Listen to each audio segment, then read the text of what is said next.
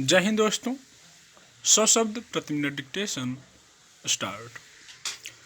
भारत ने हर कुछ समय के अंतराल पर अंतर्राष्ट्रीय मंचों पर आतंकवाद की समस्या पर बात करते हुए आतंकियों को संरक्षण देने के लिए पाकिस्तान को कटघरे में खड़ा किया है।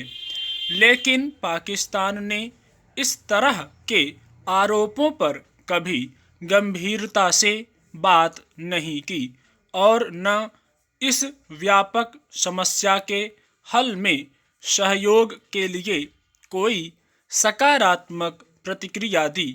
उल्टे वह भारत की ओर से उठे सवालों को खारिज करता रहा है, जबकि आए दिन ऐसे तथ्य सामने आते रहे जिसमें यह बार बार उजागर हुआ कि खासतौर पर भारत में आतंकवाद की जटिल समस्या के पीछे उन आतंकी गिरोहों का हाथ है जो पाकिस्तान स्थित ठिकानों से अपनी गतिविधियां चलाते हैं।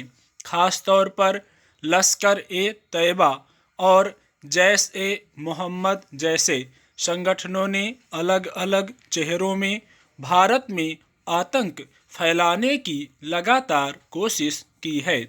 इसी के मद्देनज़र भारत ने वैश्विक समुदाय से पाकिस्तान में संरक्षण हासिल करके बैठे कुछ प्रमुख आतंकियों को वैश्विक आतंकवादी घोषित करने की मांग बार बार उठाई, लेकिन पाकिस्तान की आनाकानी और चीन के नाहक हस्तक्षेप की वजह से अब तक इस दिशा में कोई बड़ी कामयाबी नहीं मिल सकी थी।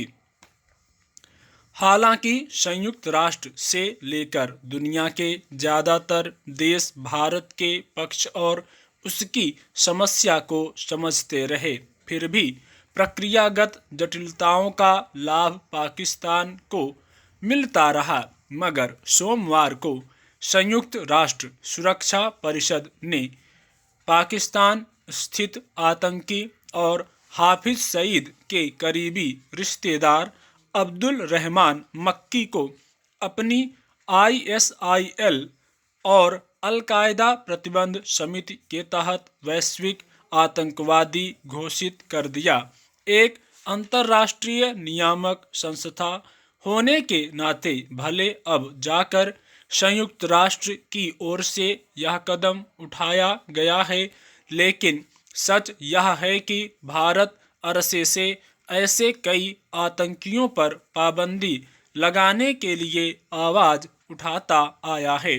पिछले साल जून में भी अमेरिका और भारत ने सुरक्षा परिषद में यह संयुक्त प्रस्ताव रखा था कि आतंकी मक्की को प्रतिबंधित सूची में शामिल किया जाए, लेकिन आखिरी वक्त में चीन ने अपनी विशेष शक्ति की प्रयोग करके इस प्रस्ताव को रोक दिया था।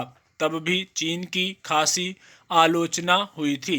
अब वैश्विक स्तर पर नए परिदृश्य में दबाव बनने और पर्याप्त सबूत उजागर होने के बाद इस बार चीन को भी अपने हाथ पीछे खींचने पड़े। जाहिर है यह वैश्विक स्तर पर आतंकवाद के मसले पर भारत के पक्ष की पुष्टि है, मगर विडंबना यह है कि भारत की ओर से उठाए गए सवालों पर पाकिस्तान और उसका साथ देने वाले चीन को समय रहते विचार करना जरूरी नहीं लगा था, जबकि लंबे समय से ऐसे तथ्य दुनिया भर में सामने आते रहे कि आतंकवाद ने कैसी समस्या खड़ी की है और उसके नतीजे किस किस रूप में सामने आ रहे हैं।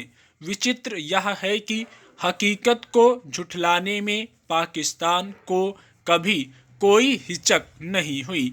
एक ओर वह आतंकी तत्वों को अपने सीमा क्षेत्र में स्थित ठिकानों से गतिविधियां संचालित करने की अनदेखी करता है और दूसरी ओर अंतर्राष्ट्रीय समुदाय के सामने खुद को पीड़ित देश बताकर पेश करता है।